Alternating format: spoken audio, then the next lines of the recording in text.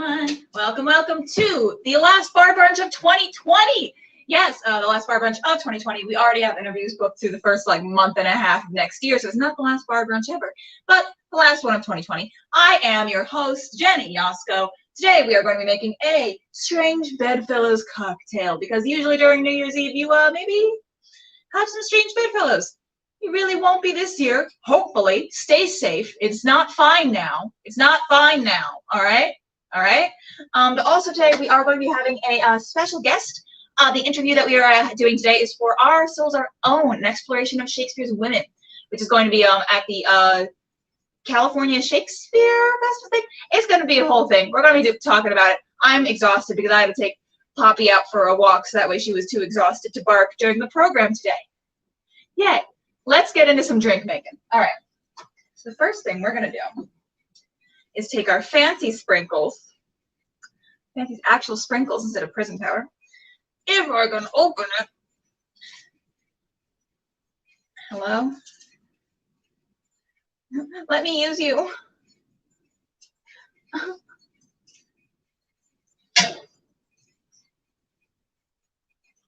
Yeah! I'm so strong. It was never open before, so that was the problem. I'm just gonna pour some out onto a plate. Just pour some out onto a plate.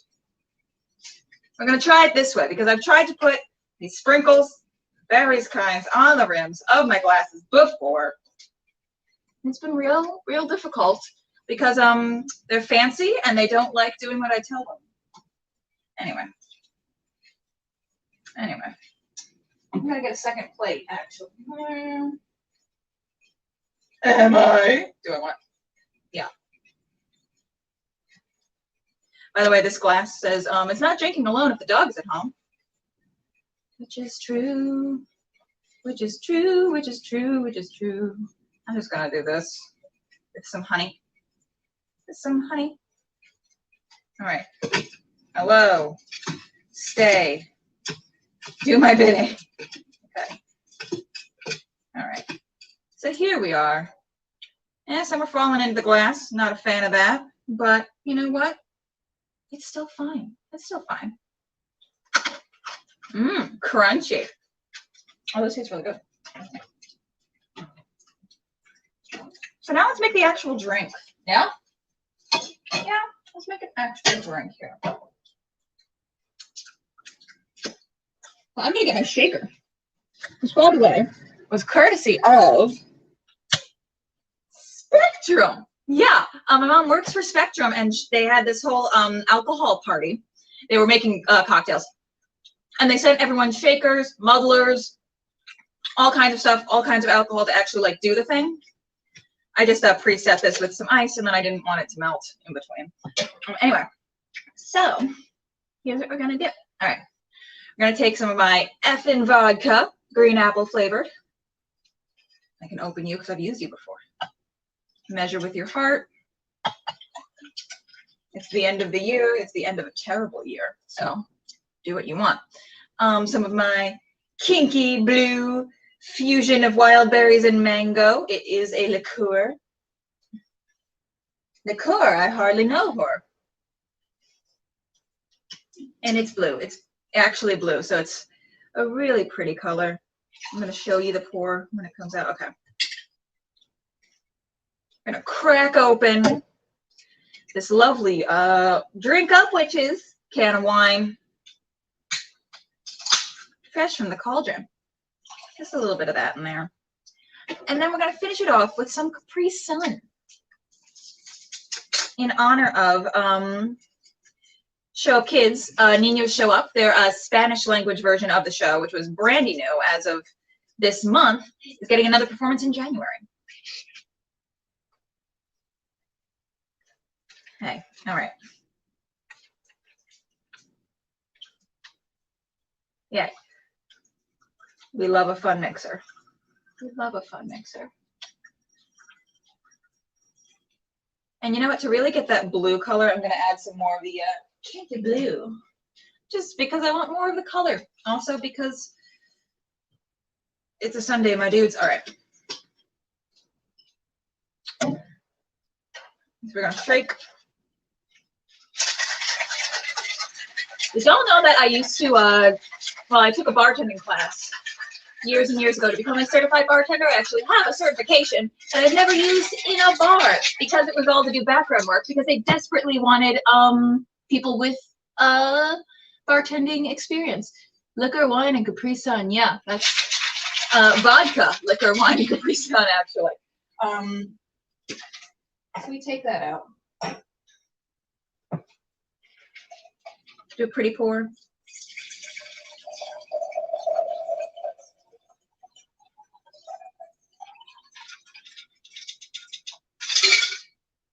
Great. The question is always, do I want more Capri Sun in here? And the answer is usually yes. I know I already mixed it, but you know what? It's the last bar brunch of the year. No, whatever. It'll be fine. It'll be fine. All right. Get my goo out. Okay. There you are. There you are. All right.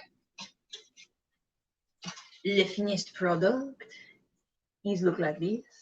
It's very pretty. It's very nice. All right. We're gonna put you off to the side for a hot second while I get some food prepped. So that way I don't die. Because we all love to not die on this show. But as we've seen from me, even when I have something to absorb, it doesn't go particularly well sometimes. And you know what? I'd rather be pretty coherent during this interview. So, end of the year, by the way. There's some bacon in here. I'm gonna make some blasphemy bacon and eggs because that's how I started this show, and that's how I'm gonna end this year for the show. Whatever. Yeah, that's what I'm gonna do. 4 minutes for right now. End of the year. Does anyone have any actual like plans? Any virtual plans? Any shows that we should know about that's happening on New Year's Eve? Somebody tell me some stuff, please. Because I normally, in like the before times, have a show that runs every New Year's Eve that for the first time in 5 years we're not doing, which is our Twilight Zone parody show. Oof, that is hot. Oh my god. Okay. Our Twilight Zone parody show that we normally do every single year with a New Year's Eve, midnight New Year's Eve performance, and then a New Year's Day matinee. I should get out a fork because I don't think I'll have that over there. But don't. All right. Yeah. So we normally do that every year, obviously for reasons. We're not doing it this year. We could have done it virtually, but the thing is, I think we all needed a break this New Year's Eve because that show is normally a lot of work. It is. It's like an 8-person cast, and everyone's playing like 5 different roles.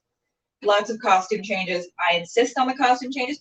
I'm not one of those people that does like everyone wears all black and then they change into an apron to show they've changed characters. Like, y'all listen. In a Genny show, we are doing full costume changes. Full costume changes. Scrambling these eggs. Scramble. Scramble.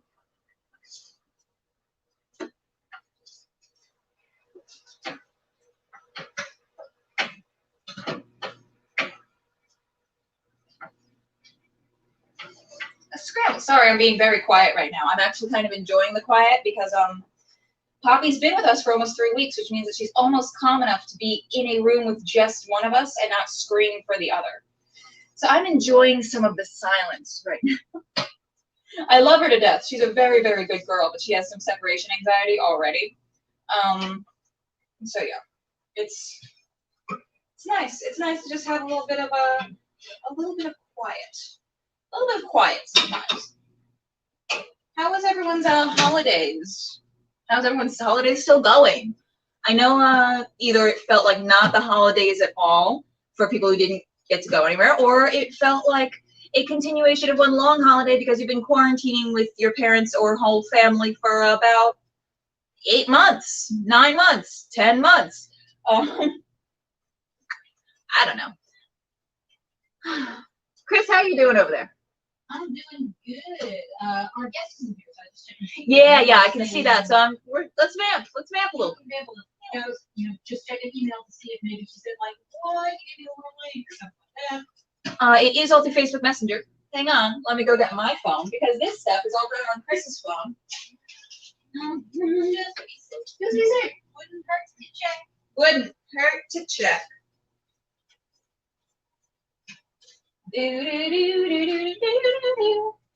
Aw. YouTube just alerted me that we're live. Aw. Thanks. Good to know that that's good to know. It's good to know.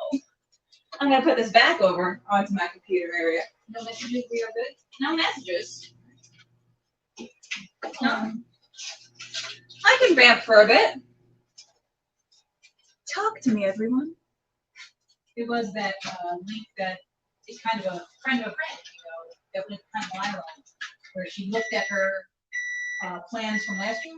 Oh, that was so funny. Has anyone seen that actually? Besides us, the woman who looked at her goals for 2020 and decided to read them all out loud from her journal, and it was like, spend more time with grandma. Oh, she died. Go out more. Be healthier. Be more of an extrovert. All of that stuff, and then that wasn't able to have. Yeah, I'm gonna start lightly putting some stuff away too. For everyone who's wondered, by the way, all of our cabinets are filled with insane amounts of stuff. We actually, the day before the first ever bar brunch, put parchment paper up so no one could see and it would look a little nicer on camera. And we were like, we're gonna replace it eventually. We've been doing this show since August, and no, we have not replaced it. Yeah, that's just where we are. Just where we are emotionally. Let's do right now a count of how many fancy sprinkles I have. This one. Fancy ladies with fancy sprinkles. How's this? Someone keep a count for me. We're going to do prison powder last. Oh my God.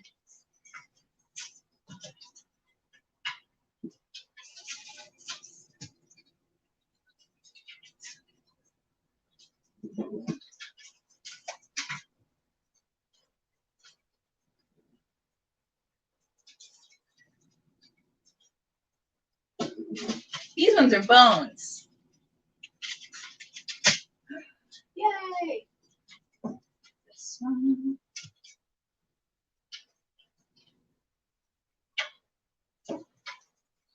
And this one actually, it's like a clown car. Yes. That's also just how I describe my emotional state. Basis. All right, this little tiny one here. Yeah, we get it. I'm actually gonna tilt you down. So that way we can see all of the chaos. And 1, 2, 3, 4, 5, 6, 7. I'm gonna put this one actually in the front, just so we can get an idea of what's going on over here.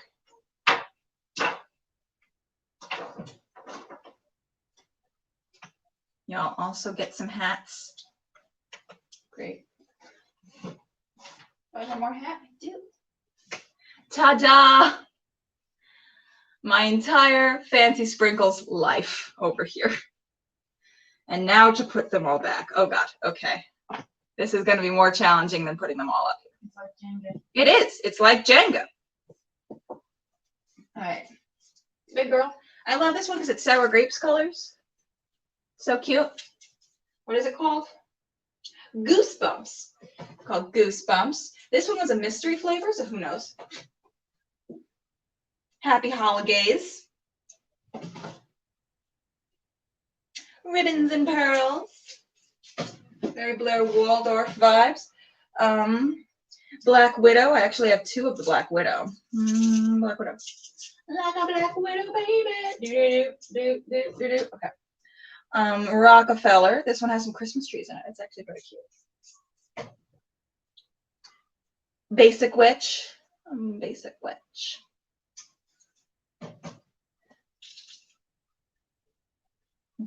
This shirt, someone correct me on that. It was for the Happy Hanukkah set. Oh. Yeah, I don't know. Someone correct me. This one was just Bloody Bone, because they were bloody bones. They're my favorite.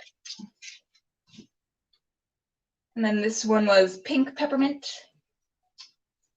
And then this one was Call Me Maybe. They're all very cute. Call me maybe. So call me maybe. No guest yet. No guest. So I'm over here vamping. We're over here vamping. Oh. Chris, would you like to have a discussion with me over here about what our plans for 2020 are? Well, I got. If you want to come over here. I guess I could. Yeah.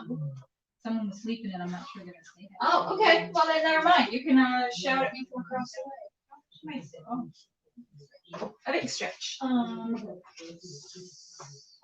I feel like I do feel like coming over, but I don't know if I'm gonna get this. Bring her. Bring our dog. I'm gonna take some cutesy pie photos of my drink, by the way. I don't know if I'm gonna be able to make it over to. This is what I usually do. Part of what I usually do in the transition from over here to over there is take some cutesy pie photos of what I'm doing. You can come over here. You can come here. Yay. Hello, look at this. Look how cute this drink is. Very cool. Look how cute this drink is. This is a Christmas glass. With my water glass. I'm gonna get you out of the way. You can be on camera. I know, it's just you're taking a picture and I don't want you to get in your way. You're not, because it's going facing that way. So it's fine. So I'm not taking it of me. I know. I know, it's just like it's kind of just a weird position right now. No, it's fine. So let's talk about our here. So requires you to sew, just like well requires you to well. Yes. It's an old family tradition. So it's like almost like muscle memory now. Oh, that's lovely. Oh, that's lovely. By the way, Jenny was disturbed before because I was over in my place like vamping. Like I wasn't disturbed. A little disturbed on my because I was vamping. I was more disturbed that we have to. Yeah. Still no guests, right? Still no guests, just us. Okay. We can show their nice video because they have a beautiful video from their project. But yeah. Maybe I hope she's not the couple of hours behind because I think she's in California. So I'm hoping that's not what's happening. Great. Hang on. Vamping. We do not do FaceTime. Hang on. Okay. You talk. Okay. Okay. Yep. We're checking in with our guests to see what is happening. I'm vamping. What real vamping would be? I guess it would be that. So yeah. So we were talking about some of our stuff for we plan to do next year. One thing we would love to do is some more festivals. We've done New York festivals because we've never had the resources to travel, especially with a cast. So last year it wound up Edinburgh, which was unknown when people applied to it, wound up being virtual, and we could have done that. So we're checking to see this next year if there will be virtual shows. And then one of the things Jenny wanted to do was perhaps do Brunch with Genny for the shows, and submit that as an idea, because then we get to talk to everyone in that festival, which is something we do at the Frigid Festival, which we did not get to have this year coming up. Was the first festival we were ever in.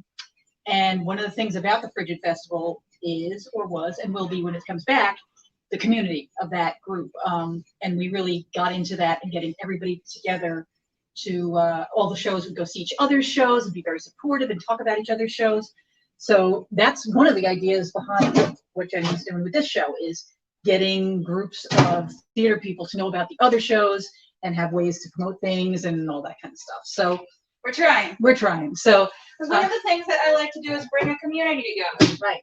And it helps both just to bring people together and have them know each other and know that other people are having the same problems and issues and things like that.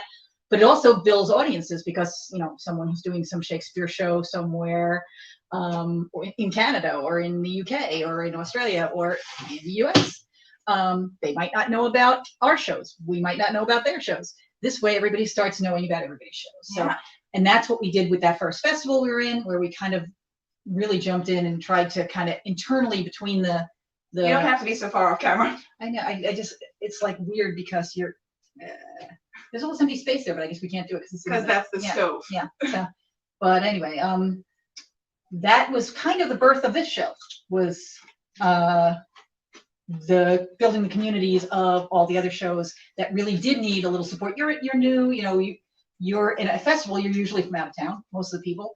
So you are building an audience while you're there. And the festival helps a little, but they have 30 to 200 shows usually they're dealing with.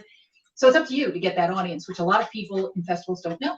They think the audience just comes from the people in that town for that festival, but a lot of times you're just really scouting to get audience. So that's where we started kind of doing that a little during Frigid, and now that's where this show came from. Was let's get everybody to know about everybody else's stuff. Maybe there's something somebody else is doing that another group wouldn't even like, but maybe somebody would within their group. Or there is a tie-in, it's all Shakespeare. Like this one is mostly Shakespeare. But in the future, we would maybe want to branch it out a little bit, because indie theater at this point is, you know, it's going to come back. Everybody's kind of sure it's going to come back, but we don't know when. I mean, it is technically back. Well, it's here. It's here. But, you know, having, and in this way, that's the one. Yeah, so okay. One of the discussions we have a lot is, what did you learn during having to do it this way that ended up almost being better? That, you know, there was things that you had to deal with and fight for and make work and stay up all night to do, like we do. But there's usually one or two things you're like, oh, here's an idea. And several of the groups we talked about that too, and we learned from them. They said, you know, they learned about things about using more voice and less physicality for some things because they were doing it on camera. Yeah. And speaking through masks when they were doing things live. Yeah. So, you know, having to adapt an entire show to be outdoors in masks, still have a reason for it to be masks if you're doing it as a period piece, and also socially distanced, because sometimes there's fight choreography involved, and magic is usually the answer to that. Was everything. one group, they did a brilliant job on that. They magic. People had magic, so then those fight scenes could be just magic, and they figured that out, and they said in a way it worked. And we talked about that with some of our shows too, and some of theirs, that all of a sudden it's like maybe on stage they'd even use the magic still because it worked so well with the script. So that was some of the things we talked about, that, you know, you share audience, you share horror stories, and you also, the community starts sharing things like, we figured out, you know, lapel mics do work, or we figured out they don't. I believe our guest is here. I will go and bring her in. Great. Yeah. Oh, do we want to do the video first? Yes. I think an introductory video is not a bad idea. That was fully my bad. For some reason, when I sent the all of the watch links, and here's the link for the studio, didn't wind up getting to the actual person. What? Wait. Okay, so we're here, so I'm going to play the video. Okay. Play the video.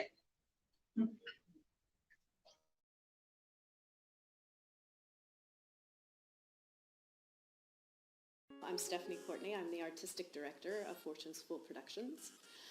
The company was started 5 years ago. We actually started as Craft Light Productions with a production of Romeo and Juliet that we did at the Ranelagh Gardens and the Ivy Gardens. Since then, we have done The Tempest, Much Ado About Nothing, and Taming of the Shrew. I got my start with Shakespeare through LA Shakespeare Company, an assistant director, and I worked on their production of Much Ado About Nothing. And I learned the dropping-in process from Lisa Volpe. And then I started my own theater, my own Shakespeare company in Los Angeles.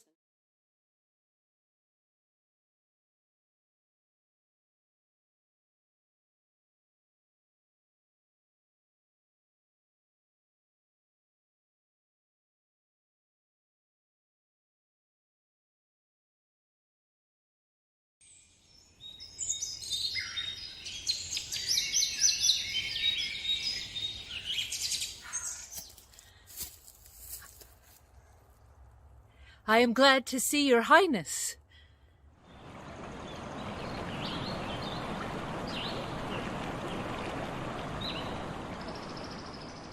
I pray you, sir, take patience.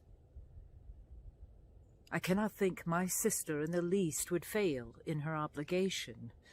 It is my hope you less know how to value her desert than she to scant her duty.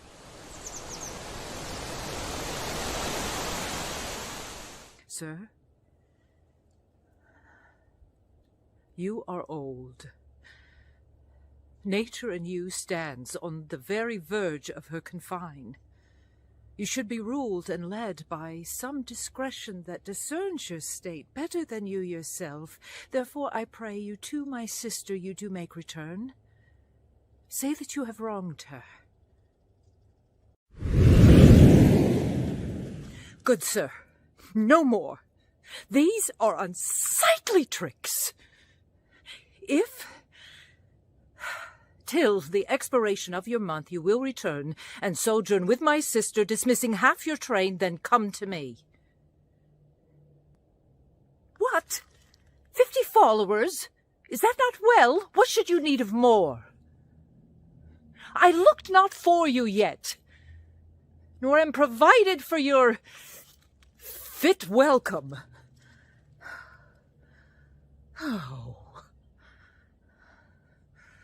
Oh, to willful men!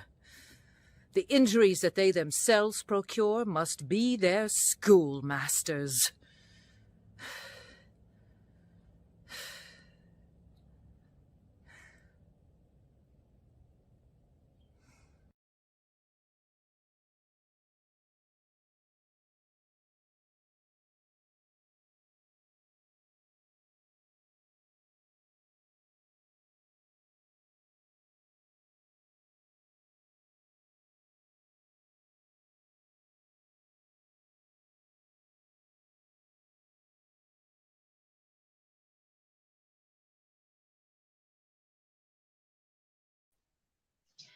She edited that lovely excerpt of her show for me, and I sent the StreamYard link to the wrong Stephanie. Clearly, we only have one professional on the show today, and it is Stephanie Courtney of Our Souls Our Own. Please welcome Stephanie. Thank you so much for being here. Hi, you're very welcome. Thank you for using that video. I sent it to you mere hours ago. You're fantastic for getting it up so quickly. We're always so happy to get video from people. We also just stop people and find video just in case something goes wrong. Sure. And you did your homework. God, I can't even remember when I did that little video piece for the for Measure. Well, it was great, and we appreciate it being on the internet for us. So please talk to us, speaking of the internet, talk to us about Our Souls Our Own. Where do I start? Linda Bessesti, who runs Southern California Shakespeare Festival, had approached me about doing something for the Year of Lear, and I was happy to do whatever. And she said, you know, the world's your oyster, do what you want. But I wanted to focus on the women because they often, obviously they often get overlooked, and particularly with Lear, the idea of women's duty is significant. And it doesn't matter how any of those three women do their duty, they all end up dead, which says something about women doing their duty. And we were actually working on Henry V at the time, and there is a line that when Henry is disguised as a soldier, he says to the other soldiers, every subject's duty is the king's, but every subject's soul is his own. And I thought, oh, that's really interesting, because are Shakespeare's female characters, are their souls their own? Or are they so bound by duty that they don't have that kind of freedom to say we are our own person? So that's where that all started from. And we have 11 actresses who have all picked different monologues from different plays, and each of them will be doing a video like Kathleen's video. We will have those up on YouTube, and then we're also having a roundtable discussion with those actresses, asking this question and looking at the plays from a female perspective. Amazing. I love that. Please tell me a little bit about your company, how you got started? I know we had a little bit of a video from that when you did Measure for Measure, but please just tell the audience a little bit about you and your company and like what y'all do in general. Well, Fortune's Full Productions at the moment is we haven't been producing anything for the last few years. I actually thought of bringing back a free Shakespeare in the Park this past August because it felt like it was something that was necessary. And the closer August got, the more I realized actually keeping the audience safe was not the issue. It was keeping the actor safe. You can't do the kind of vocal work that needs to be done for Shakespeare. And it is deep, powerful vocal work. You can't do it in a mask. And if you do it outside of a mask, that gets incredibly dangerous, just because the more you expel from the deeper part of your lungs, the more contagious it is, the more infectious it is. So when I realized that I couldn't keep the actors safe, I decided that that was not a good idea. We have to be patient. Geez, I've been doing Shakespeare now for, I'm going to date myself, 27, 28 years now. And it started actually with Linda Bessesti. She was playing Mistress Overdone in a production of Measure for Measure for Los Angeles Women's Shakespeare Company. And she brought me to see it. And I sat in that theater and watched women, an all-female cast, perform Shakespeare in a way that was more human than any production I'd ever seen before, and I was hooked. And so I went to Lisa Volpe, who is the artistic director, and said, I will scrub your toilets for you. Just let me be in the room. And so I became like an intern and an assistant, and then I became an assistant director along the way, and then I got accepted into graduate school, and I went to graduate school, and I had started a little bit of a Shakespeare company with a partner in Los Angeles, which is Shakespeare by the Sea, which is going on in Los Angeles. And so it's always been a part and parcel of what I've done. When I moved to Ireland, I had an actress who wanted to do Romeo and Juliet. And she said, will you direct it? And I said, yeah, let's start a company. And that was successful, but it sort of fell by the wayside in partnership with her. And then I took it on and took Romeo's line, oh, I am Fortune's Fool, and created Fortune's Fool Productions, which turned out to be a really salient name for our company. Because you can imagine all of the trials and tribulations of doing, most of my cast had between 35 and 40 people, because if you're going to do free Shakespeare in the Park, you got to have a lot of people, and they're huge parks. So huge audiences. There were nights where we had upwards of 1,000 people, no lights, no sound, just costumes and actors. And you got to have a lot of bodies to do that. So, yeah. My goodness. Yeah, nothing small. Yeah. Why do it small?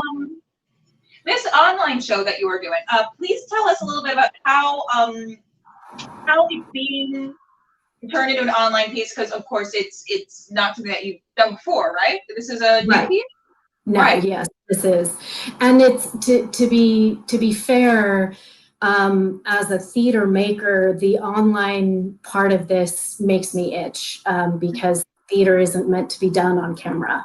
And so I'm a bit of a purist in that regard. The audience is meant to be in the room with us.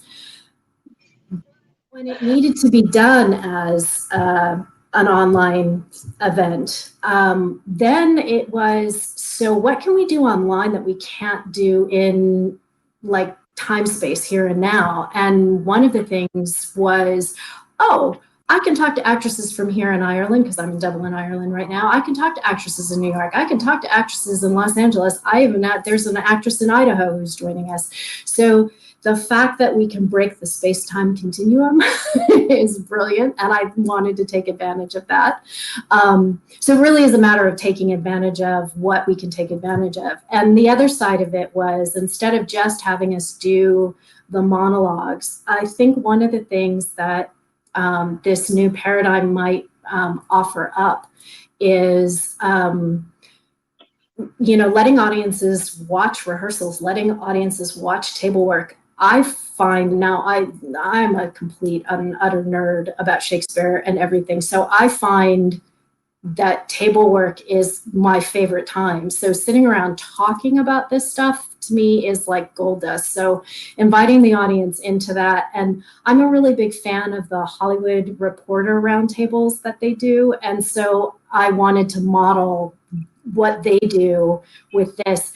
And then like nudging Linda Basesti all the way along going, you know, we could do more of these. It doesn't even have to be about the Year of Lear. I've already got in my mind, I want to do one about women and bastards, because there's a lot of similarity between how women are treated and how bastards are treated in Shakespeare's plays. So I want to do women and bastards. Yes. That's amazing. I love that. Oh my God. Yeah. Why not? You know, and all the like, and I'd also love to possibly do an X-rated version of let's sit around and talk about Shakespeare's sexuality, not his sexuality, but the sexuality that's in the plays and the absolute filth that he wrote. You know, it's kind of unfortunate that a lot of, you know, that Shakespeare's thought to be this like high-minded. He wasn't. His mind was filthy. The jokes in his plays are beyond what you would expect. Absolutely. I know. Even when I was in high school, we had someone come in, a like Shakespeare professor, come in when we were doing Midsummer Night's Dream, and he was never allowed back because he told everyone all of the extremely filthy hidden jokes in every single show, and we were like, "This is great," and they were like, "Never again, never again." Yeah, I hope you don't mind. I'm having a glass of wine because it is the evening here, and you were doing. Go right ahead. Oh my God, I'm fully having a cocktail right now. So excellent. So I know as theater purists, it's always very hard for us to be like, well, it's theater, even though it's online and all that stuff. But is there, of course, the being able to work with anyone from around the globe has been a bit of a silver lining in this instance. But is there anything else that actually worked easier than you expected it to? Not particularly easier.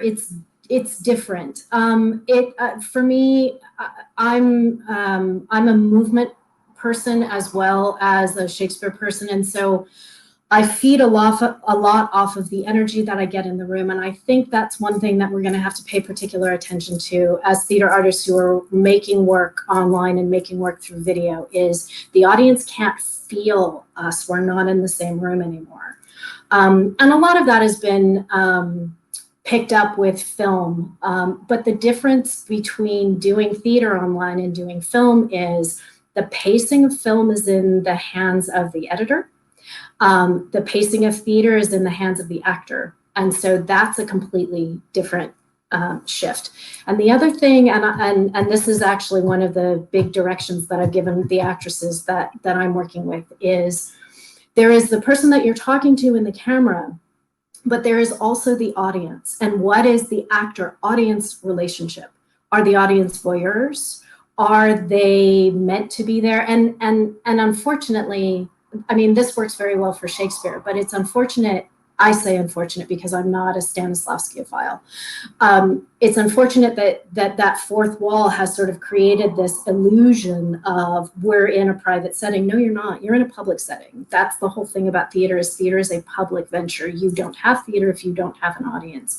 And if you're not paying attention to what is the actor-audience relationship and who specifically am I speaking to, and it can be a single specific person that is supposed to be receiving this performance that thousands of people can simultaneously watch, but how I would phrase a piece that I am making that my sister should be listening to versus how I would phrase something that a lover should be listening to are two completely different things. And it's an added layer that you take for granted when there are people right in front of you. So the camera has to take on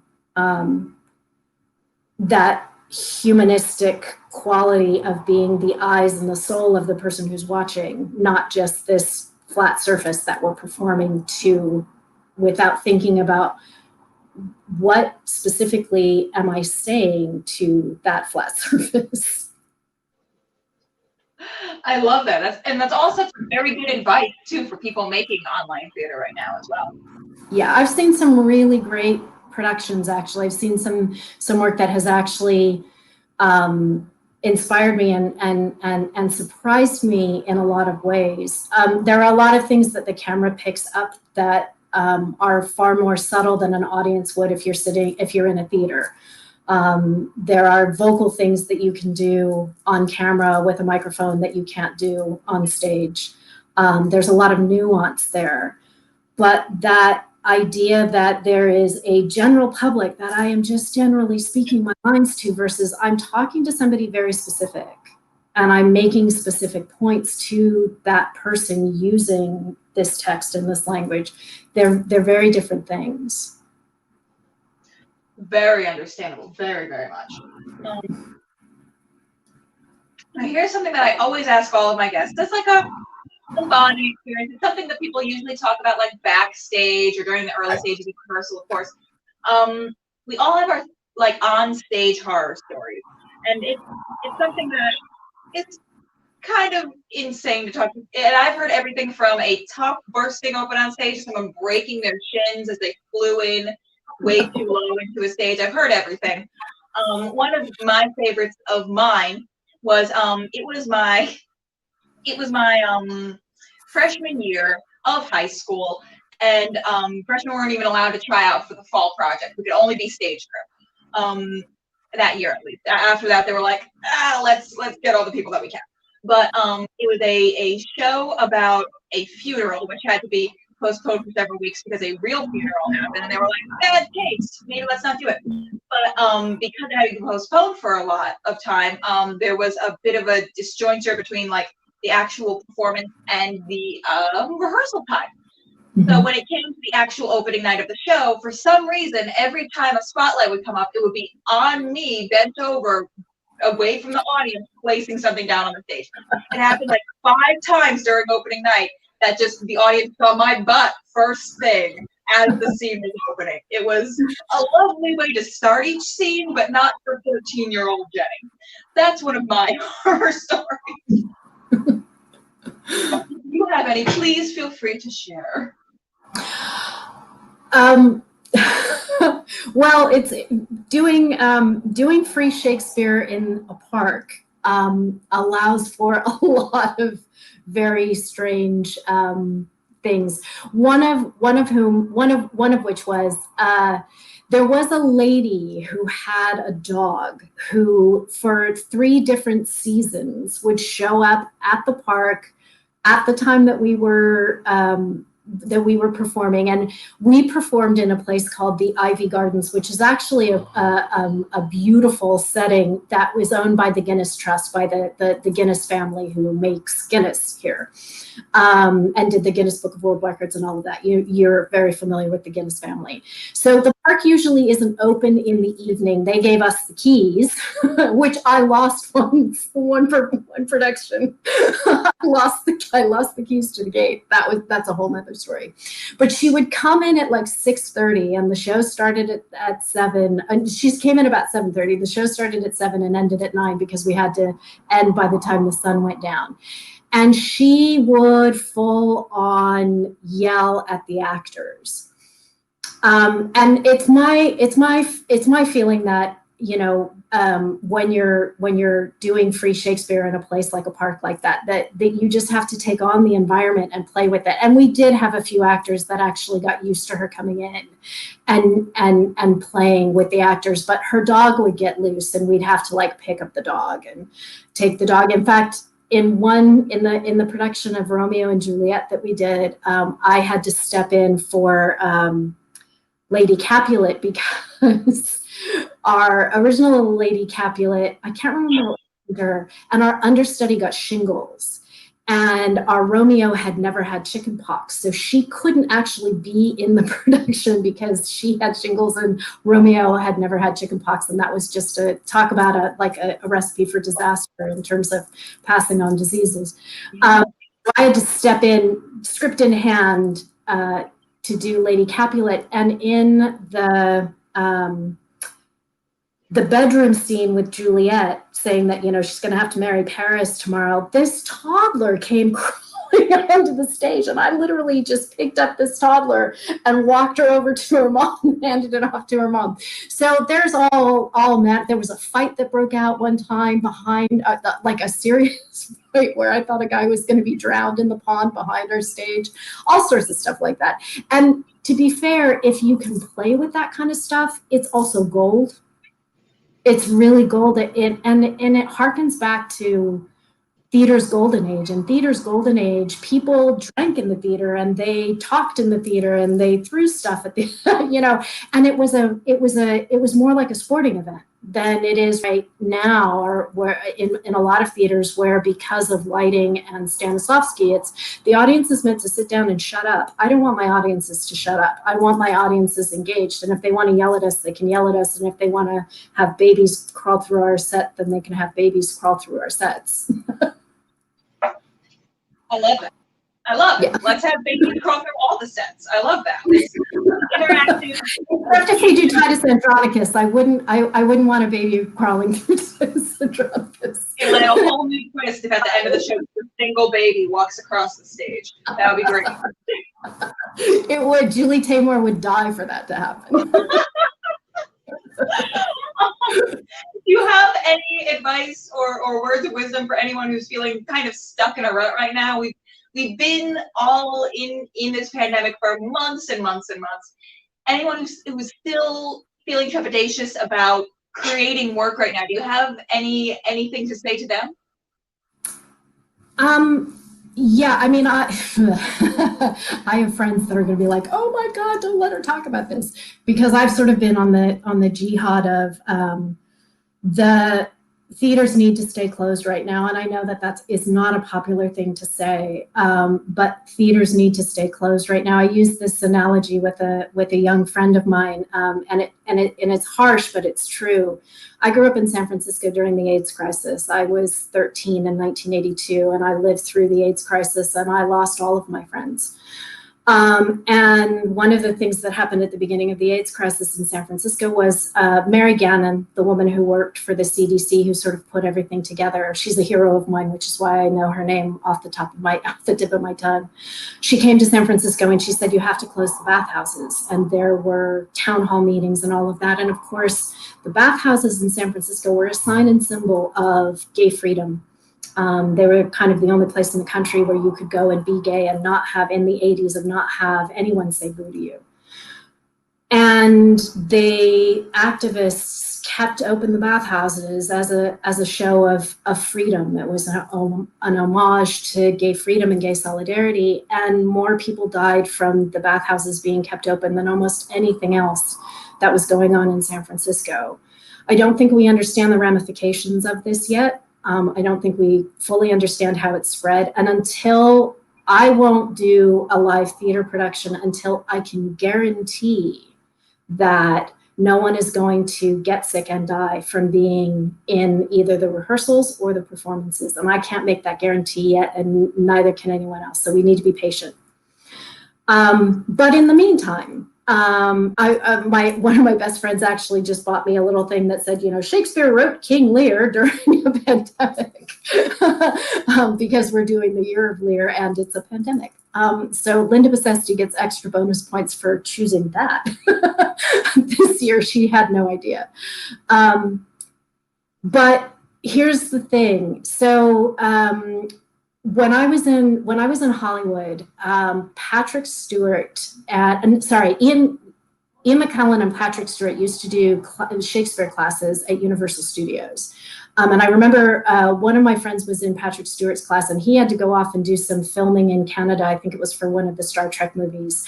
And the person that he had come in and substitute for him was Ben Kingsley. And on the last day of class, they did karaoke Shakespeare, which meant everyone in the class could pick a soliloquy and ask either Ian McKellen or Ben Kingsley to do the soliloquy. Now, in order to be able to do that kind of work, you have to be at a performative level with every single soliloquy in Shakespeare's canon for the men. And it's the same for the women. So if you don't have every soliloquy in Shakespeare's canon performatively memorized, performatively like worked out, you can do Hamlet in your living room without an audience and not get anybody in danger of getting sick. If you don't have that done, then you have plenty of work to do as an actor.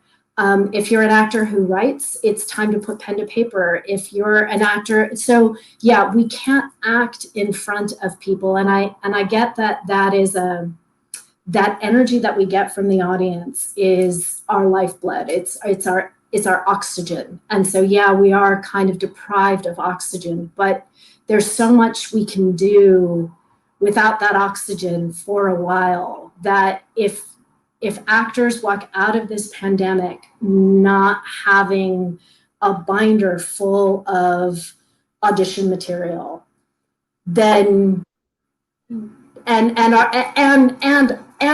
you're complaining about the fact that there's no work, then you're not being creative about how you can use this time. Time is the most precious gift any of us can be given. And it's unfortunate that it's happening under these circumstances, but use this time, work on those vocal things that you haven't had a chance to work on the movement stuff that you haven't had a chance to work on. There's plenty of stuff that you can do in your living room. It's funny because I'm thinking right now that there's a company here called Pan that did a production called Everyone is Lear in Their Living Room, which was fantastic. And I'm just thinking of that right now while I'm saying you can do stuff in your living room that you don't have to have an audience for. You don't have to film it and you don't have to tape it, but you have that body of work then in your vocabulary and in your body. That's the best thing to do with this time. And if you're feeling depressed or debilitated, then take the time out. It's okay to go, you know what, I'm overwhelmed. We're so eager to push forward, but we need to take the time to allow ourselves, when the body is injured, the body doesn't immediately start healing. The body assesses what's wrong and determines what needs to be healed, and then it goes in and heals it. And I know this has been 8 months, but we haven't even begun to assess what's wrong. So we can't heal until we assess what's wrong. And if you've done the deep dive and you've assessed what's wrong, where the panic is coming from, where the anxiety is coming from, where the depression is coming from, why it is that we can't all just sit like Buddha under the Bodhi tree for 8 days without saying anything and be perfectly content, then there's still stuff to do. I love all of that. And I'm sure everyone watching has such an appreciation for all of that, because that was all very wise and very good to hear. Very good to hear. Yeah, I mean, we're only 8 months in, and like when you think, I know that you're not supposed to compare things, but like when you think of what happened like during World War II, where 7 years of people's lives, not just the people who lost their lives, but 7 years of the people who survived, 7 years of their lives were completely and utterly just stopped. This is small compared to that. And I think we also have the generosity to say, for the sake of humankind, and this isn't just like about our own country or about our own people, this is for humankind, this is affecting the globe. For the sake of humankind, we can be a little bit more generous. We do have more to give. We just don't think we do.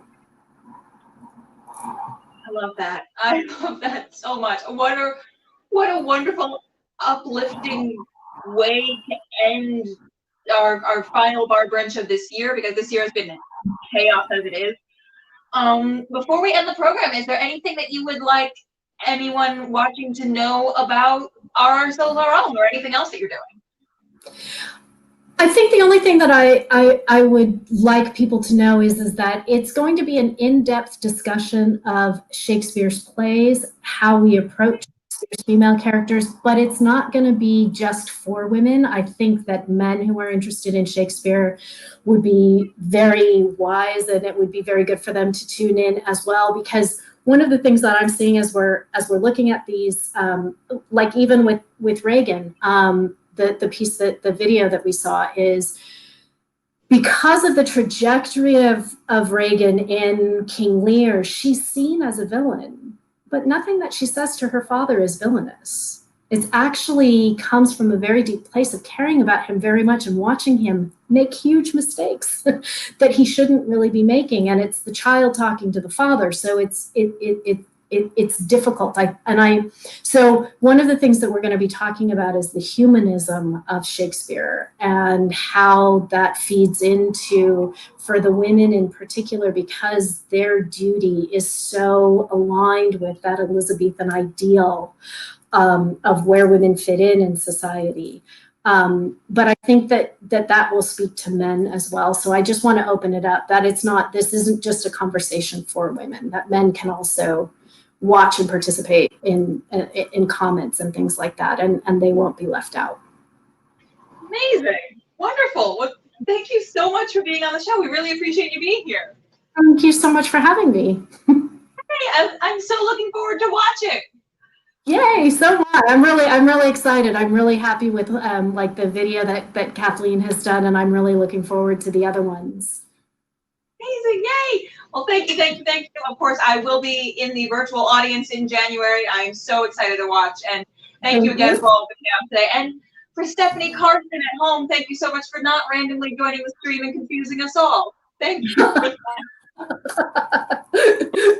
Thank you.